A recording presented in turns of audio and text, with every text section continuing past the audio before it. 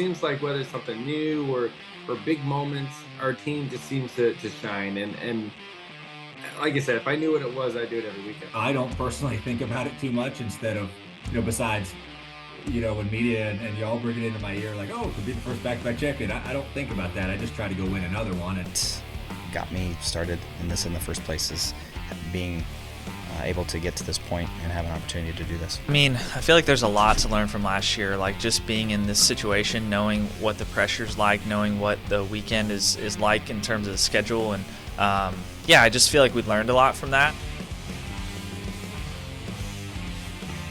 You never know when you're just going to have an off weekend.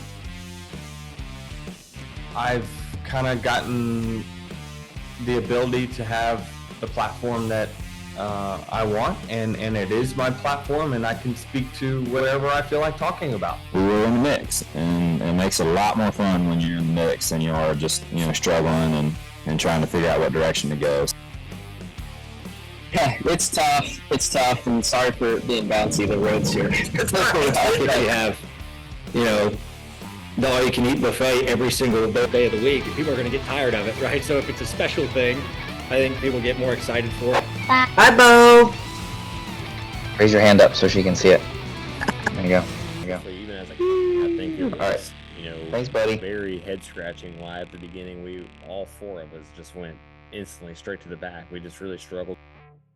Welcome into a special edition of the Backstretch Podcast. We have made it. We are here. It is championship weekend.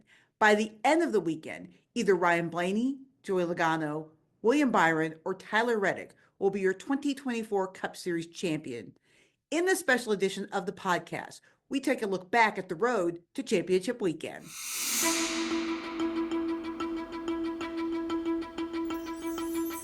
It's a quest that started in February.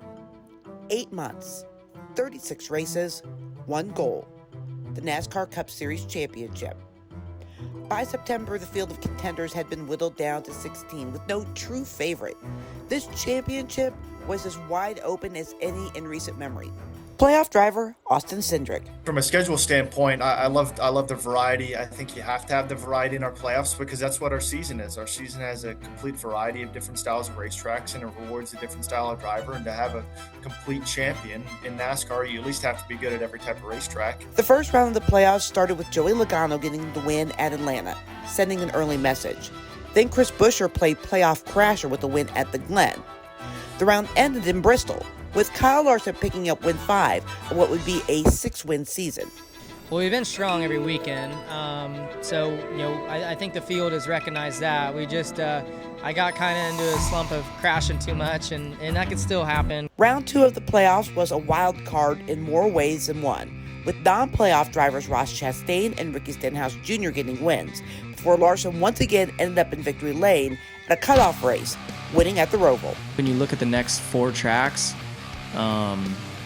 Denny could win at any of them.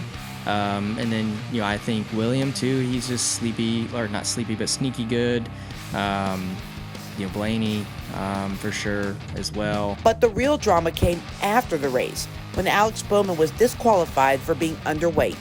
Cup Series Managing Director Brad Moran. We backed the car back off the scales, run it back on, and then unfortunately it was the same weight. So Bowman out, and Logano in as the playoffs head to round 3. Logano wasted no time making the best of his second chance, getting the win at Vegas and punching his ticket to the championship 4. It's been pretty wild. You think of, I guess it just happens in sports in general, but how quick things can go up and down. And I think just mentally you have to be able to just roll with it. Regular season champ Tyler Reddick had been pretty quiet in the playoffs, but he stepped up in a big way with the win at Homestead, putting him in the title race. We had a really good regular season. The consistency was really, really important in closing the gap to those that were ahead of us. The playoffs, on the other hand, were a bit of a rough road for us, but in each of the moments where we were faced with elimination, we pulled through and got the results we needed to. For the 6 remaining playoff drivers, it all came down to Martinsville, where, for the second straight season, Ryan Blaney claimed the spot in the championship 4 with a win. It's easy to drive fast cars, right? That definitely helps. So, they know what they need to do to bring a super fast car here, and just give me a chance to run up front and just kind of tweak on your car through the night. So yeah, especially to do it 2 years in a row. Then, once again, drama for that final championship 4 spot. NASCAR reviewed a ride along the wall by Christopher Bell for almost 30 minutes before taking the 20 out for reckless driving and putting the 24 of William Byron in. Byron, Hendrick Vice President Jeff Gordon, Bell, and NASCAR VP of Competition Elton Sawyer.